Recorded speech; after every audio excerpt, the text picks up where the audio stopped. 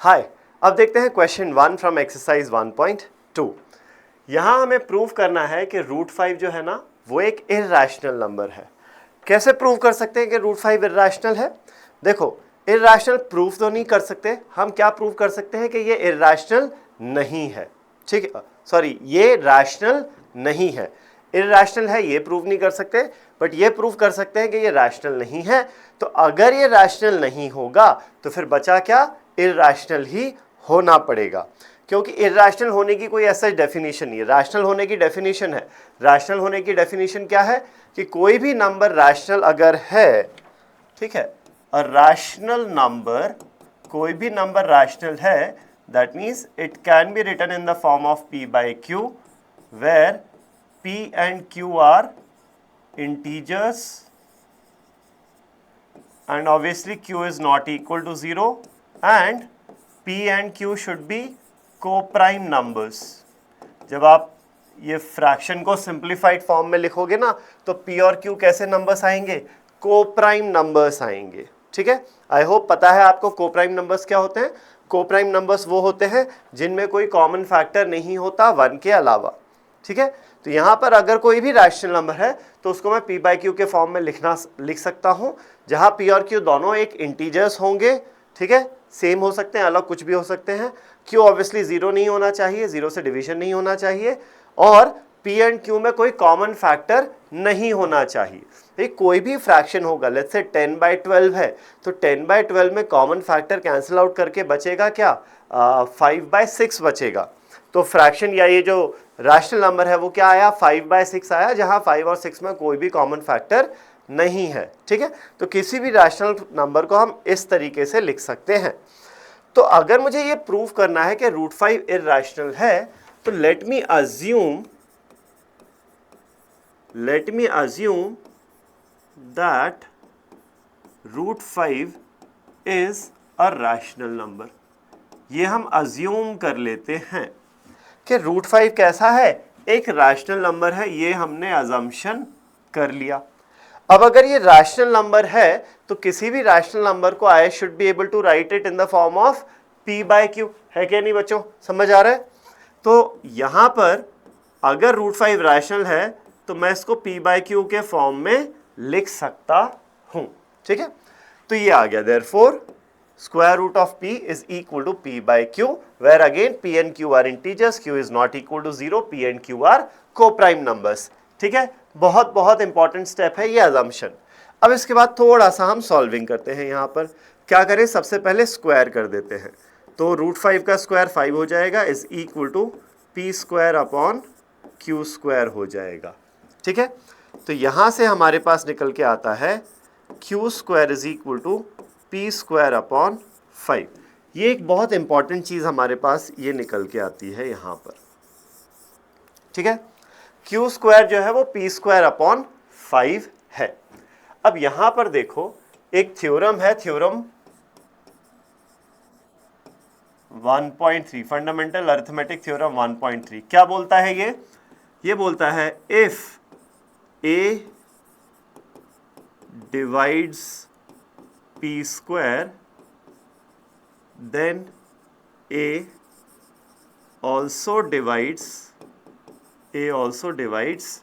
p। मतलब p square में अगर a का फैक्टर है तो p में भी a का फैक्टर होगा, given that a is a prime number। ठीक है, चलो तो ये लॉजिक यहां पर लगाते हैं। नाउ q कैसा है? एक इंटीजर है, सो यहां पर p स्क्वायर अपॉन 5 जो होगा वो क्या होगा? एक इंटीजर होगा। Since p square upon 5 is an integer, because ये तो इंटीजर है ना, q स्क्वायर एक इंटीजर, q इंटीजर है तो q का स्क्वायर इंटीजर है, तो p स्क्वायर अपॉन 5 इंटीजर है, hence this implies that p square upon तो this implies that therefore p square is divisible by 5, and by theorem 1.3 we can say hence p is divisible by 5।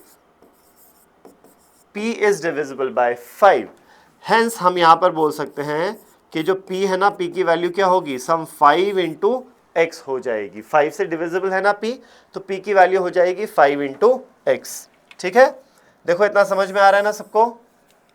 चलो अब आते हैं next step पर। अब since p जो है वो 5x के फॉर्म का होगा, 5 का मल्टीपल होगा, तो यहां से I can say Q square is equal to P square upon 5। P square क्या है, 5x का स्क्वायर अपॉन 5। 5x स्क्वायर हो जाएगा 25 इंटू एक्स स्क्वायर अपॉन 5, तो ये क्या हो गया 25 upon 5 is 5 into x square. तो यहां से क्या समझ में आता है, therefore Q square is a multiple of 5, है क्या नहीं।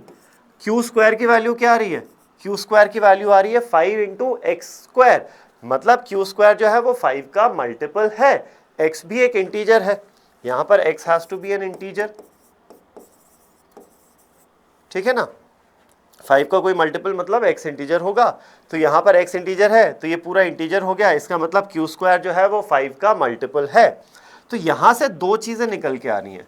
Now again using this logic, अगर क्यू स्क्वायर 5 से डिविजिबल है, it implies that q is divisible by 5, divisible by 5। Okay, अब दो चीजें निकल के आई यहां पर। पहली चीज p is a multiple of 5, ठीक है ना, ये वाली चीज p इज डिविजिबल बाय 5, मतलब p 5 का मल्टीपल है and q is also divisible by 5। So now both p and q are multiples of 5, divisible by 5 मतलब they are multiples of 5। क्या ये चलेगा, क्या ये चलेगा कि p and q both are multiples of 5? This is or this contradicts our assumption that P and Q are co-prime numbers। P and Q तो co-prime numbers होने थे ना। अगर √5 रैशनल होता तो यहां से P and Q should have been co-prime numbers, लेकिन अगर हम इसको √5 को रैशनल मान रहे हैं तो एक कॉन्ट्रडिक्शन निकल के आ रहा है कि P and Q co-prime नहीं हो सकते। इसका मतलब ये जो हमारा इनिशियल अजम्पशन था ना, दैट √5 इज रैशनल, हमारा ये अजम्पशन गलत हो गया। हमने जो अज्यूम किया उसके बेसिस पे P and Q coprime numbers होने थे, लेकिन P and Q coprime numbers नहीं निकल रहे। इसका मतलब जो हमारा अजम्पशन है वो गलत है, राइट। सो सिंस हमारा अजम्पशन गलत है, it means √5 is not rational, √5 is not rational number. अब भाई कोई number real number, √5 real number तो है, कोई रियल नंबर अगर रैशनल नहीं होगा तो फिर क्या होगा, it has to be a irrational number. Hence, √5 here is a irrational number. Thank you.